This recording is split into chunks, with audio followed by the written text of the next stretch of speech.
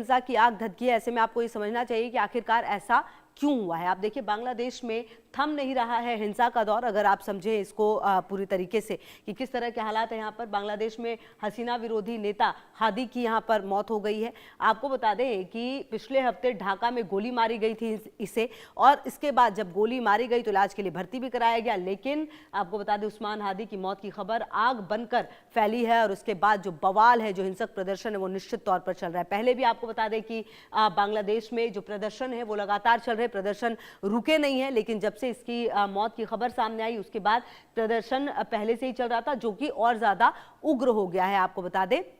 और ये भी कहा जा रहा है कि बांग्लादेश की जो राजधानी ढाका है वहां पर हालात हद से ज्यादा खराब हो रहे हैं। हादी की मौत के बाद बांग्लादेश में चारों तरफ बवाल मचा हुआ है। जी हां, बांग्लादेश में भारत के खिलाफ हल्ला बोल है। जिहादियों के टारगेट पर भारतीय उच्चायोग है। आपको बता दें ढाका में भारतीय उच्चायोग पर हमले की कोशिश जो है वो भी की गई है।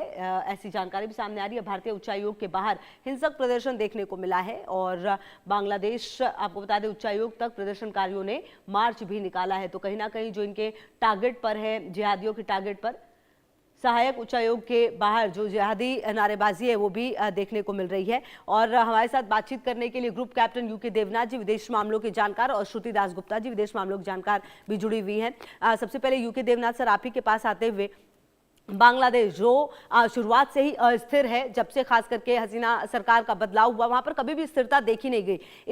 इस बीच बांग्लादेश के संबंध जो है वो कई देशों से बनते और बदलते चले गए। अब जो कुछ भी हो रहा है बांग्लादेश में, जिस तरीके से हादी की मौत हुई है, जान गई है, और उसके बाद अब जो स्थिति नजर आ रही है, आने वाले समय में बांग्लादेश कितना और अस्थिर हो सकता है? बांग्लादेश की हालत फिलहाल बहुत ही नाजुक बनी हुई है। फरवरी के महीने में वहाँ पर इलेक्शन होने हैं। बांग्लादेश की इलेक्शन कमीशन ने यह कहा है कि इलेक्शन जो है बहुत सुविधापूर्ण तरीके से कराया जाएगा, सुचारूपूर्ण तरीके से कराया जाएगा। लेकिन वहाँ जो हालात है, ऐसा लग रहा है कि बांग्लादेश की जो सरकार है, खासतौर से उनका गृह मंत्रालय जो है, वो इलेक्शन के लिए कोई माहौल पैदा नहीं कर पा रहा है। हो ये रहा है कि बांग्लादेश में मोहम्मद यूनिस की जो सरकार है, जो कि कार्यकारी सरकार है, चुनी हुई सरकार नहीं है, उसको भी लग रहा है कि आने वाले इलेक्शन में शायद मोहम्मद यूनिस को जो लोग सपोर्ट करते थे, कट्टरवादी ताकतें, जमाते इस्लामी हो गया या एनसीपी हो गया, शायद वह इलेक्शन नहीं जीत पाएंगे। और शायद इलेक्शन अगर हुए तो बीएनपी इलेक्शन में जीत सकती है। बांग्लादेश में हो ये रहा है कि जैसे अवामी लीग है, उसको तो इलेक्शन में भाग लेने का मौका नहीं दिया जा रहा है। शेख हसीना भी भारत में ही है, उनको वापस भेजने का सवाल ही नहीं उठता है। ऐसे हालत में जो अवामी लीग का वोट बैंक था वो कहाँ जाएगा इलेक्शन के दौरान? पिछला जो इलेक्शन हुआ था उसमें करीबन करीबन 56% जो वोट पैटर्न थे वो गए थे अवामी लीग को। तो ये ड्रिफ्ट होकर, जाहिर बात है, शायद इस्लामी कट्टरवादी ताकतों की तरफ नहीं जाएंगे ये वोटर। अवामी लीग के वोटर जो हैं वो ये शायद बीएनपी को ही वोट दे दें। या एक और डर जो मोहम्मद यूनुस को सता रहा है कि ऐसा ना हो कि अवामी लीग के जो कैंडिडेट्स हैं वो बतौर इंडिपेंडेंट कैंडिडेट खड़े हो जाएं और फिर उनको मैसिव सपोर्ट मिल जाए, और अवामी लीग के जो कैंडिडेट हैं वो इंडिपेंडेंट कैंडिडेट बनकर जीत कर नेशनल असेंबली में आ जाएं। तो माहौल शायद बिगाड़ा जा रहा है, या कम से कम वहां का गृह मंत्रालय माहौल को कंट्रोल करने में नाकामयाब हो रहा है, शायद जानबूझकर। जी बिल्कुल, और कहीं ना कहीं ये बात सही है कि जो माहौल खराब करने की कोशिश की जा रही है उससे, अच्छा श्रुतिदास गुप्ता जी, जो माहौल खराब करने की कोशिश की जा रही है उससे बांग्लादेश को मिलेगा क्या? क्योंकि बांग्लादेश के हालात तो खराब है ही, अगर इस तरह के प्रदर्शन होंगे तो बांग्लादेश और ज्यादा गर्त में ही जाएगा। बांग्लादेश के लिए कहीं से भी पॉजिटिव नहीं है अगर इस तरह के हालात है। भारतीय उच्चायोग के सामने जाकर वहां प्रदर्शन करना, वहां पर हंगामा करना, इससे मिल क्या जाएगा बांग्लादेश को? बांग्लादेश को तो कुछ नहीं मिल रहा है, ना पहले जेनजी रेवोल्यूशन में मिला ना अब मिला। तो बांग्लादेश की अभी अगर मैं इकोनॉमिक तरीके से बात करूँ तो 6 पॉइंट समथिंग की जीडीपी अब 3 पॉइंट समथिंग पे आके रुक गई है। उसके इकोनॉमिक हालात कम है। 10% प्रिडिक्ट किया है अगले साल में इन्फ्लेशन रहेगा। तो उनको क्या मिल रहा है? उनके तो बिजनेस बंद हो रहे हैं, फैक्ट्री मिल बंद हो गई है। उनको तो ये रेवोल्यूशन, जो एक्चुअल बांग्लादेशी लोग हैं, जो normal middle class, lower middle class, गरीब लोग जो है, उनको कुछ नहीं मिल रहा है। ये तो सिर्फ भड़काया जा रहा है।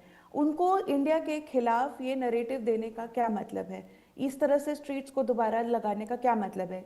इसका सिर्फ एक ही मतलब है कि यूनुस जो अपने एजेंडा लेकर आए थे वो 1.5 साल में भी पूरा नहीं कर पाए, इसीलिए दोबारा से अस्थिरता जागृत करके स्ट्रीट प्रोटेस्ट, इस तरह से जो आप आर्सन दे रहे, आगजनी हो रही है, इंडियन हाई कमीशन के खिलाफ नारे लग रहे, पत्थरबाजी हो रही है, हिंदू लोगों को जलाया जा रहा है, ये सब चीज़ें जो करके वो ये दिखाना चाह रहे हैं कि हालात अभी नॉर्मल नहीं है और फरवरी में इलेक्शन नहीं हो सकते हैं, ये बताने की कोशिश की जा रही है।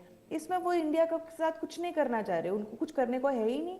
इंडिया ने उनके साथ ऐसे ही ट्रेड बहुत कम कर दिया है, हमने उनके इतने बड़े बड़े बिल पड़े हुए हैं हमारे अदानी पावर के पास, चाहें तो बिजली बंद कर दें, आधा बांग्लादेश जो है वो अंधेरे में पहुंच जाएगा। लेकिन ये सब चीज़ें करके हमें करना क्या है उनके साथ? उन्होंने हमारे साथ डिफेंस बिल एक जो था $21 मिलियन का, वो भी कैंसिल किया है शिपयार्ड्स के साथ। तो हम अपनी तरफ से एटलीस्ट बिगिनिंग ऑफ 2025 तक तो हम अपनी तरफ से उनके साथ बात कर रहे थे, हमने जॉइंट एक्सरसाइज भी करी है नेवल उनके साथ, ये सब हम कर रहे थे कि भाई ठीक है, जो भी है आपका अंदरूनी मामलात है, हम as a nation to nation, neighbour to neighbour अच्छे ताल्लुकात रखना चाहते हैं। लेकिन ये जो आई है जमाती पावर, इसके एक लीडर हैं गुलाम रहमान करके, उन्होंने जो एक स्टेटमेंट लागू किया है कि 1971 में पाकिस्तान हारा था, बांग्लादेश नहीं हारा था। अरे प्रभु, बांग्लादेश तो जमा बना भी नहीं था जब 1971 में वो वॉर में पाकिस्तान हारा, तभी तो बांग्लादेश जाके बना। ये इनकी आइडियोलॉजी जो है, इनकी जो सोच है, इनकी समझ जो है, ये सब जो है इतनी तरह से घृणात्मक कर दी गई है कि जहां उन्हें ट्राई कलर दिखता है, तिरंगा दिखता है, और साथ में वो जो भैंस के आगे, वो बैल के आगे आप लाल झंडा फहराते हैं ना, वैसा वाला हाल कर दिया है। हादी मरा, किसने मारा? बांग्लादेशी ने मारा, किसी ने क्यों मारा किसी को नहीं पता, उसकी तहकीकात नहीं हो रही, बस इंडिया के नाम से कर दो चर्चे जिससे स्ट्रीट्स पे आपके प्रोटेस्ट होए, आप बोल सको कि इलेक्शन नहीं हो सकती, हालात अभी ठीक नहीं है।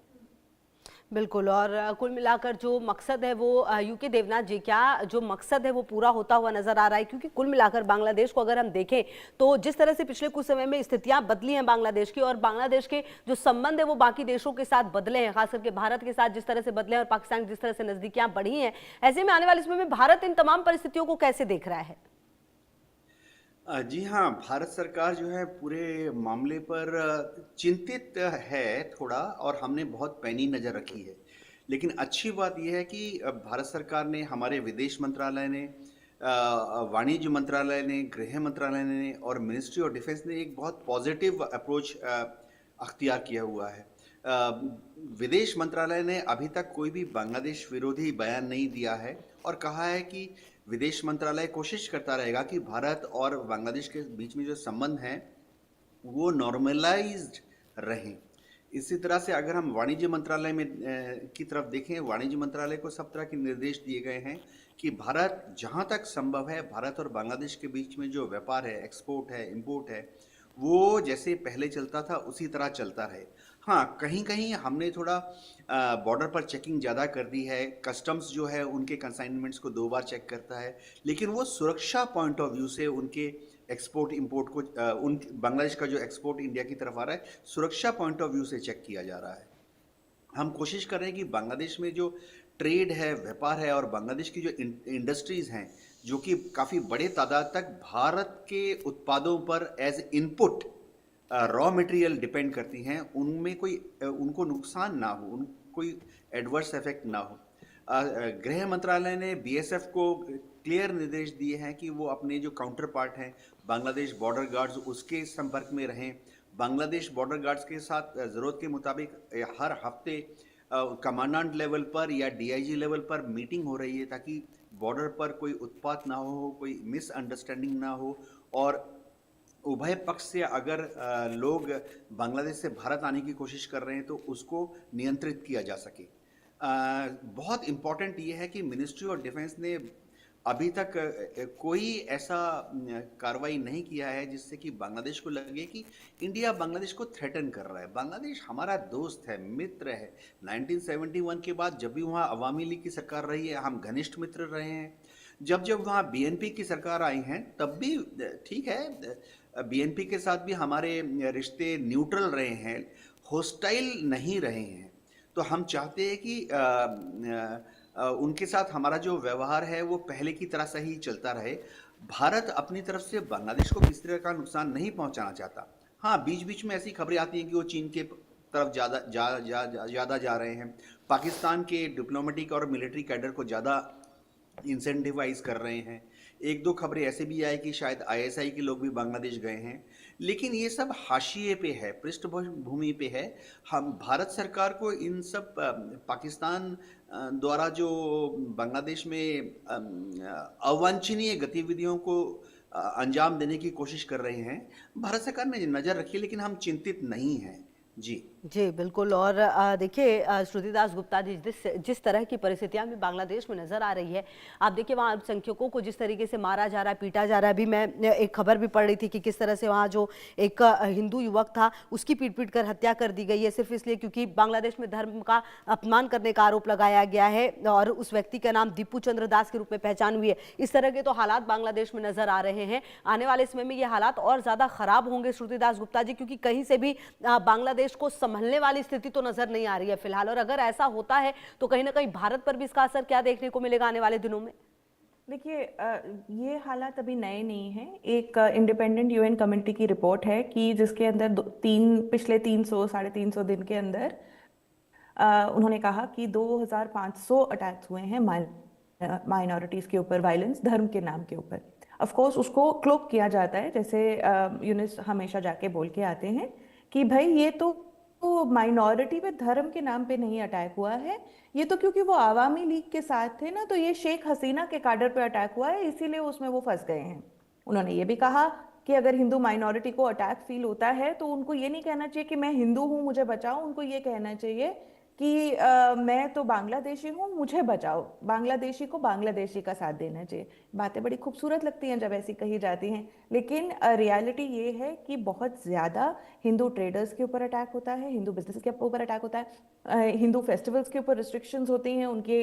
हमने कितने देखे कि मंदिर तोड़ दिए गए, जहाँ वहाँ पे शक्तिपीठ के ऊपर वहाँ पे उनका जो है जोगेश्वरी जो है वहाँ पे उनका वो हटा दिया, उनका मुकुट जो है जो प्राइम मिनिस्टर मोदी ने गिफ्ट किया था वो मुकुट चोरी कर दिया जाता है। उस पर कोई आगे नहीं होती है कार्रवाई, बस हाँ नोट कर लिया, ना वो मुकुट दोबारा बनवाया गया ना रिकवर किया गया, उसका कोई हाल हिसाब नहीं है। तो माइनॉरिटी की चर्चे से अगर देखा जाए वहाँ पे तो हिंदू बहुत ज़्यादा प्रताड़ित हैं।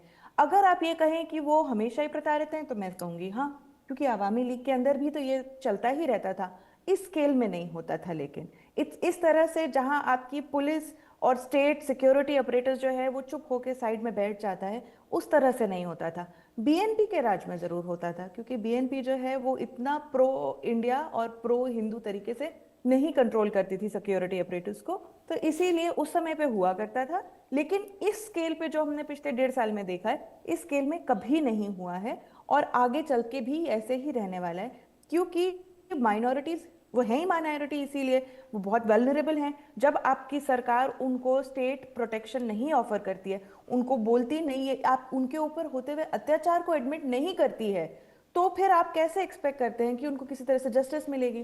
क्या वो जो इस्कॉन के फॉर्मर मॉन्क, अभी तो नहीं है मॉन्क, लेकिन वो चिन्मय दास जो बैठे हैं, उनको जस्टिस मिल पाई? नहीं मिल पाई। आप नहीं कर सकते।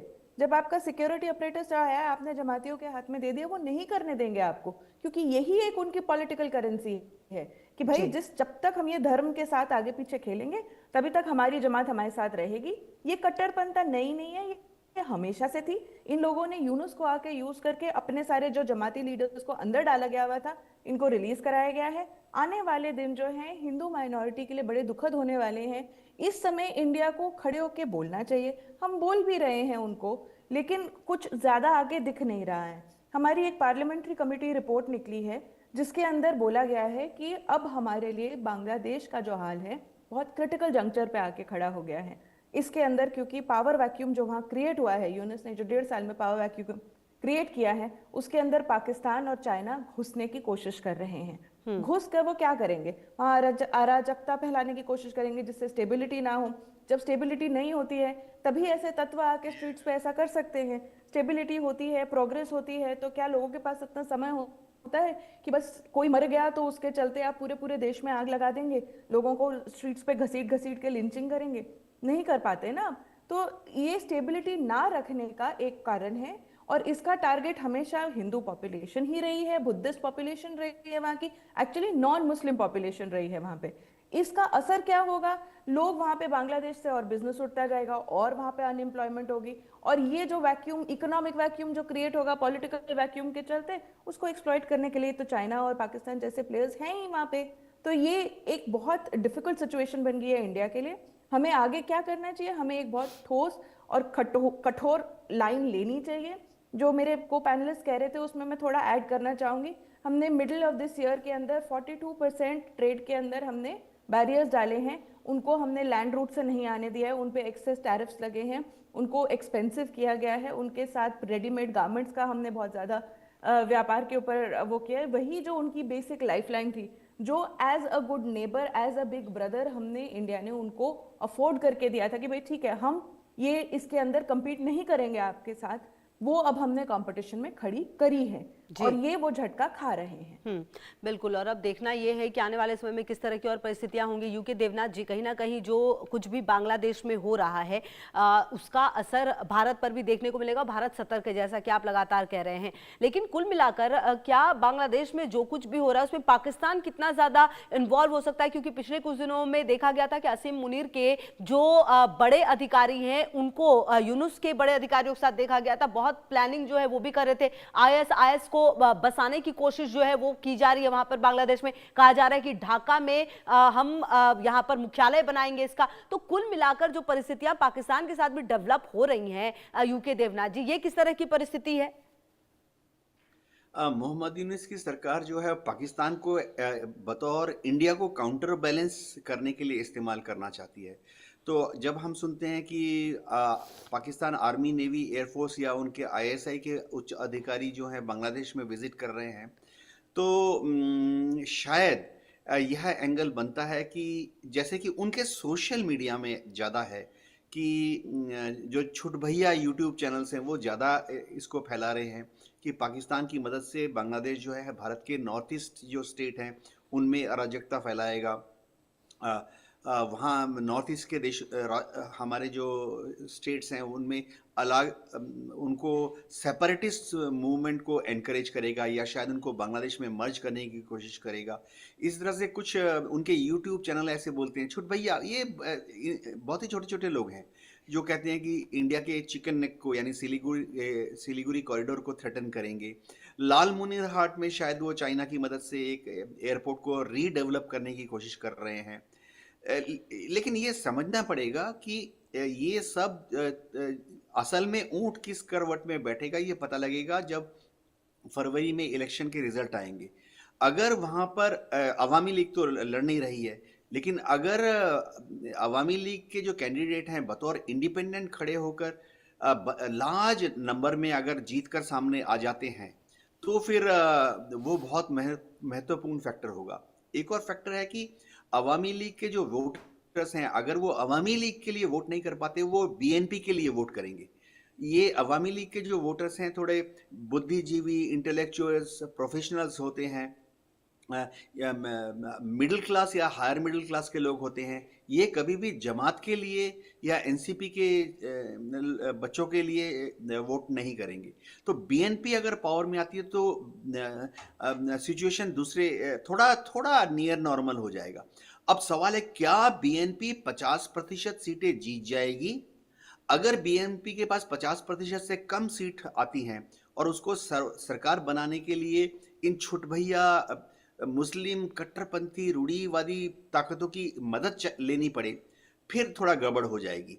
लेकिन अगर बीएनपी अपने बलबूते पर 50% से ज़्यादा सीट लाकर नेशनल असेंबली में बैठ जाती है तो भारत के साथ रिश्ते स्टेबलाइज हो जाएंगे। ठीक है, भारत के साथ चाहे बहुत मित्रतापूर्ण संबंध ना हो लेकिन एंटी इंडिया गतिविधियां इतनी ज़्यादा नहीं होंगी जैसे कि मीडिया में आ रही हैं या सोशल मीडिया में बताई जा रही हैं। जी जी बिल्कुल। और कहीं ना कहीं श्रुति दास गुप्ता जी, ऐसे मौके पर बहुत ज़्यादा ज़रूरी ये भी है जो बात यूके देवनाथ जी ने कही कि सोशल मीडिया जो है आजकल एक बहुत बड़ा जरिया है। कुल मिलाकर हमें ध्यान इस बात पर भी रखना होगा कि जो प्रोपेगेंडा फैलाने की कोशिश बांग्लादेश में की जा रही है उसका असर यहाँ तक ना पड़े, क्योंकि बहुत मुश्किल हो जाता है फिर तमाम चीज़ों को संभालना, क्योंकि सोशल मीडिया पर जो चीज़ें फैलती है पता नहीं चलता क्या सही क्या गलत। ऐसे में ये एक बहुत बड़ी जिम्मेदारी होगी अभी इस वक्त में। ये सोशल मीडिया का जो उन्होंने कहा वो बात सही है कि छोटे बड़े सारे मीडिया चैनल जैसे बोल रहे हैं, लेकिन अगर वो ध्यान रखें जिस हदी के नाम से इस वक्त आग लगी है पूरे बांग्लादेश के अंदर, उसने खुद ये चिकन नेक वाला हिस्सा किया है, वो सेवन सिस्टर्स वाला काम किया है। तो ये छोटी छोटी बातें करके बड़ी बड़ी हो जाने वाला ये जो मीडिया पर्सनालिटी बन जाना, लीडर बन जाना और उसके नाम पे फिर राइट्स होना, ये कोई आम बात नहीं है, ये नॉर्मल है। मतलब this is beyond normal, sorry, ये खास बात है। ये इंसान जो है इसका जो हदी मरा उसके यूएसपी यही था, एंटी इंडिया बोलना और सेवन सिस्टर्स को घेरने की बात करना, एंटी इंडिया बोलना और चिकन नेक को काट देने की बात बोलना। तो ये जो है ये अगर आप छोटे चैनल्स पे देख रहे हैं, ये आता कहाँ से? ये कोई बड़ा चैनल या कोई पॉलिटिकल लीडर ये इस बात को आगे फैला रहा होता है। तो अब इसका सेकंड हिस्से को मैं एड्रेस करना चाहूंगी, माफ कीजिएगा, लेकिन आवामी लीग के इंडिपेंडेंट्स को कंटेस्ट करने नहीं दिया जाएगा। क्यों? ऐसा आवामी लीग तो बैंड है, उनके मेजर लीडर्स को भी उन्होंने अरेस्ट कर रखा है और जो नहीं अरेस्ट हुए हैं वो इंडिया भाग के आ गए हैं।